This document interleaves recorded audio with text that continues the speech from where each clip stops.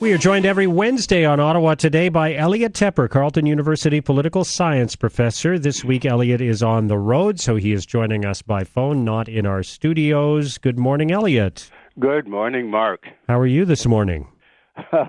Trying to make sense of our world. Yes, as we do every week. There are some pretty interesting events to talk about this week, though.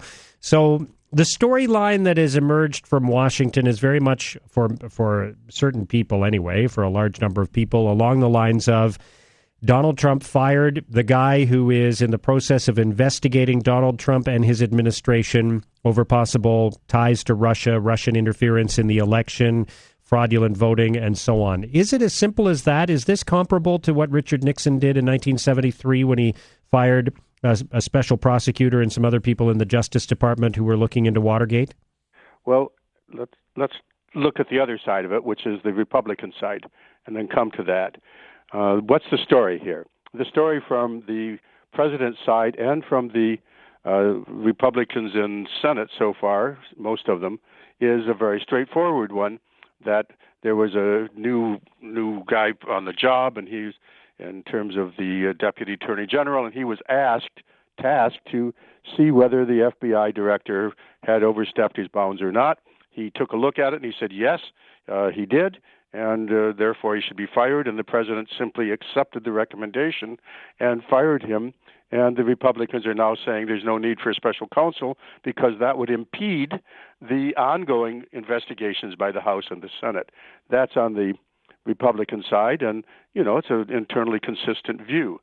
However, the big picture from I think, the Democrats, but also the wider world, is precisely the way you articulated it. The president was being investigated. There were subpoenas going out from one side of the investigation to people close to Flynn. General Flynn was, as you know, fired, but reluctantly by the president after he was caught being too closely involved with the Russians and lying about it. So we don't know quite what the trigger was. It appears as if what's going on is that this is a case of the Republicans, and particularly Trump, and his advisors, probably Bannon, being too clever by half, Mark. They wanted to get rid of this fellow, it looks like, because, as you put it, he's investigating the president, and they needed a way to get out of that. And apparently the investigation was getting closer and closer to the people closest to the president. So they found a way by saying, well, we agree with what the Democrats have been saying all along, that Comey did interfere with the American election. It was inappropriate. He was getting too big for his britches. Their argument essentially is he usurped the authority of the Attorney General, and he said things he shouldn't say. He was a glory hound and a hot dog, so we had to get rid of him. But this is not going to fly, I think, with the wider population. Is there anything that can be done when a president acts in this way? So let's say, for example, for the moment, that this is a case of a president deciding, okay, I'm being investigated by somebody, I'm going to fire the person who's investigating me. Is there anything that can stop that from happening? Is there any sort of backlash or consequence that results from that other than just public opinion? Well, public opinion translates into votes sometimes. Yeah. And that's one of the questions I want to come to before we leave this conversation is what will this do to the GOP and to the Trump base? Nobody's asking that, and we don't have polling on it. And that perhaps will be the big takeaway politically. But this Nixonian reference, I think, is immediately being brought up. But a lot of people don't remember what happened back then, and they can just Google Saturday Night Massacre and Nixon. So Nixon was being investigated, and he tried to fire the guy doing the investigating, and that was by an independent counsel. And that's what's being called for now. And the people who he has to fire, the independent counsel, both resigned rather than doing it, and he had to find another outside a different agency to do the firing. So, yes, to go to your opening question, this has Nixonian implications. Of course, you have to adjust it to the era. But can you fire the guy that's investigating you and get away with it is really the central core of this. The person that got fired, a fellow named Cox at the time, perhaps had the best quote of all, and I'm paraphrasing, I don't have it in front of me, is this going to be a nation of the rule of law or not? And that was the crux of the issue then, and that's the crux of the issue now, and that's going to be debated for quite some time. Is there any evidence that Donald Trump himself was being investigated by the FBI? Because the James Comey wanted to avoid that question when he was asked it repeatedly at congressional hearings last week or the week before. That's quite right. He didn't deny it. He didn't confirm it. But what the president did in his short note firing Comey, saying, despite the fact that three times he assured me that I'm not under investigation, I'm going to fire him anyway. Well, there's no independent source for backing up that claim. There's no independent evidence that Comey ever said that. There's on the congressional side in the media. So what's interesting is that in firing the FBI director, he chose to insert his own situation into it. I think there's so many elements to this, Mark. I think here's what I have as three takeaways. First of all, no doubt at all the FBI is now tainted. And you and I talked about this maybe a month ago, quietly, saying we're in a situation, as the president tweeted this morning, that neither the Republicans nor the Democrats now trust the FBI, and the FBI's integrity, as well as the president's role, is now under question. Will the president now appoint somebody else who has credibility universally? Will there be a special, there's two different terms going on here, special counsel, that's somebody with investigatory powers, somebody who's eminently qualified, independent, that both the Republicans and Democrats agree. But others are calling for a special commission like after 9/11, which was and there's other examples, bipartisan, again with subpoena power and so forth.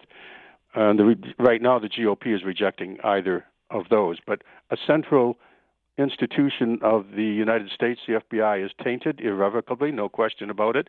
Comey did intervene in the American election. He's now being fired for it, but nobody seems to take at face value that Donald Trump was incensed that Hillary Clinton was being badly treated by the FBI, or they would have, that doesn't seem credible on the face of it. So the reason for the firing is not credible, and therefore the presidency itself and the constitutional order is now, in a sense, being brought under scrutiny. A second issue is, will this in fact damage or delay or stop the investigation of what can only, I'm going to call it, a Russian rampage around the world? That is, Russia apparently feels quite free to intervene in the American election. If we get to it today, there quite clearly was intervention in the French election, covertly, and we know that Russia favored overtly the coming to power of a xenophobic party antithetical to anything a Russian communist would have ever wanted, given his own past. So there is that. What will happen now to the investigation in the United States about Russia's role?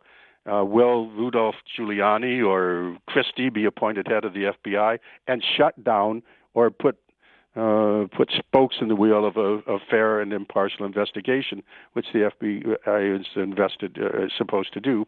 So what's going to happen to that? And that's very much up in the air. And thirdly, and I think less consequentially, but politically very important, what's this going to do to the future of the Republican Party and to the future of the Trump presidency? All the evidence so far is that Trump was quite correct to say that he could shoot somebody in the middle of Fifth Avenue and his supporters would stay with him. Right. If the Republicans ride this out, then we'll just have another crisis of some kind down the line, and this will be a blip. If there's an independent counsel, then this is taken off the political map for a while. But these are all very important questions. Is it possible that we could see James Comey speaking publicly in the future or at a congressional hearing of some kind, answering the question of whether or not he did reassure the president three times that he was not the subject of an investigation? Citizen Comey may now be called before congressional, either Senate or House committees, under oath to testify. And he can be asked those questions under oath, and he could face severe penalties if he is caught later saying things that aren't true. And also, he may have an axe to grind here. So, also, by the way, General Flynn has been saying, yeah, call me, put me under oath because I've got a story to tell, but I want immunity. Right. So this story, which looked initially as if it was going to be, well, yeah, the Russians might have done something, but you'll never prove the president was involved. They might get a few small fry in the Republican campaign, the Trump campaign, but this will never go anywhere. This is now just getting deeper and deeper, and this whole Nixonian reference will keep getting deeper and deeper. Let's remind ourselves what happened to Richard Nixon. He ended up resigning. Interesting stuff. Elliot, we're going to take a quick break. We're going to talk about the French election and also what's happened in South Korea. And as you mentioned, there is a Russian connection in both those elections as well. We'll continue our discussion now with Elliot Tepper of Carleton University, who is with us every Wednesday on Ottawa Today, talking about the big international stories and how they affect Canada. Elliot, let's start with the French election, then we can move to South Korea. You mentioned earlier there's now Russian interference in just about every election, but there clearly was a connection to Russia in some of the hacking that was going on prior to the French election. What do you make of the outcome of the election and where it's now leading? Well, that was a big election. I think this was a kind of a signal moment for France itself, because there was a very seductive xenophobia afoot across the country. The National Front had tried to sanitize itself, move to the center, and was calling on, in the most clear terms, for the French to return to their French roots, to sovereignty of all of the kind of things that Donald Trump used so effectively.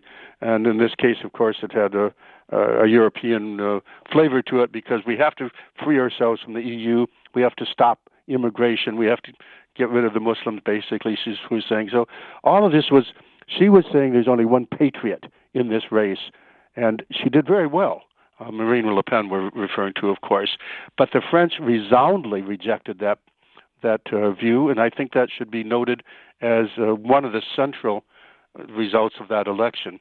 We're saying this was an election about, this is about the soul of France. Which way is it going to go?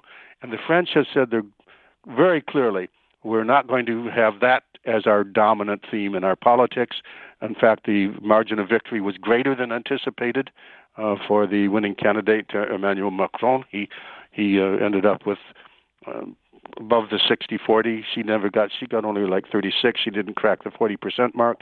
So that, I think, is one of the big takeaways, is that France has made a clear choice, and it's a choice that was very difficult to make, given the seductive xenophobia and the cleverly packaged program, the strident program of Marine Le Pen.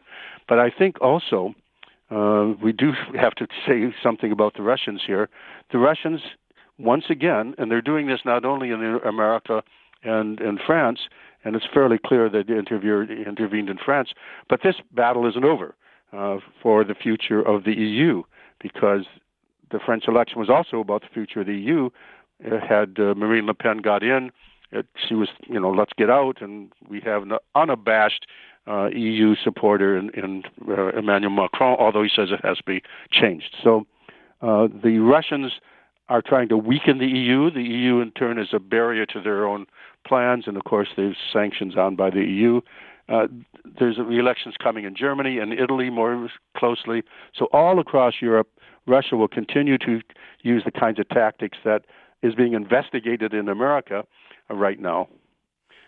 Yeah. Now, I wonder, though, if we can fully look at this as a repudiation of Marine Le Pen, or whether, quite looking at it from the other perspective, you could argue that this is the rise of this populist anti-immigrant movement in France, and that there's still potentially more growth in it to come. Well, I think in two ways we have to take this view, because now we have an extraordinarily young, you emphasized this yourself, an extraordinarily young and inexperienced president has been elected, and this is an executive president, a strong presidential system, but it's also a parliamentary system, and coming up in June, there's 2 rounds in terms of parliament. Now, he doesn't have a political party. the National Front has a political party. She went after Marine Le Pen went after the Republic Party, the party of Charles de Gaulle, ineffectively as it turns out. But a party organization the next round is going to matter even more, perhaps, than in this wave election over the presidency. The big takeaway in regard to populism here is that populism, perhaps what's going on in Ottawa is affecting all of us, Mark. The waves of populism have eaten away the institutional infrastructure of the French political parties. And neither of the final contenders came from the traditional parties. Excuse me. All right. Now, let's turn to South Korea. We don't normally follow South Korean politics very closely in Canada, of course, but you've made some connections already here. So what do we need to know about the result of that election? Well, the final comment on the populists as we move away from it is the big message to me, and I think to others, is that this populism is tapping into a genuine set of issues that have to be addressed.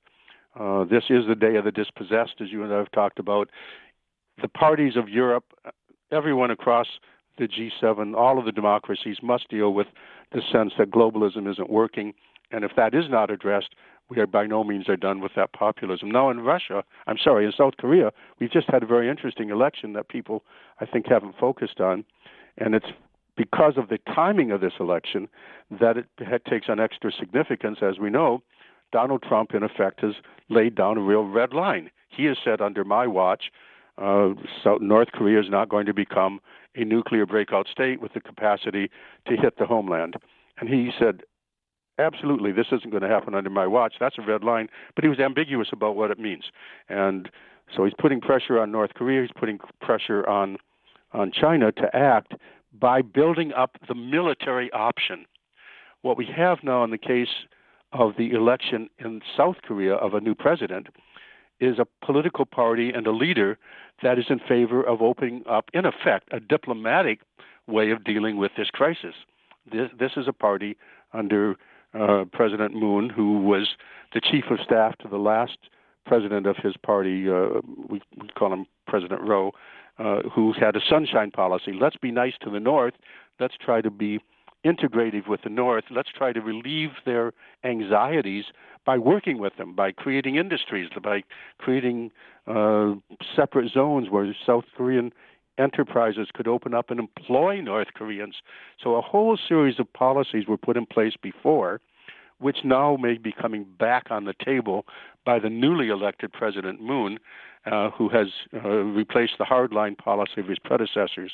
So this, to me, means that a diplomatic opening, and remember, Donald Trump has said, sure, I respect this fellow, and I would be honored to sit down. So we have a military squeeze, and with the election of this new president in South Korea, possibly a diplomatic opening to get out of this crisis. All right. We'll leave it there. Elliot, we'll see you back in the studio next week. Looking forward to seeing you, Mark. Elliot Tepper of Carleton University with us every Wednesday on Ottawa Today.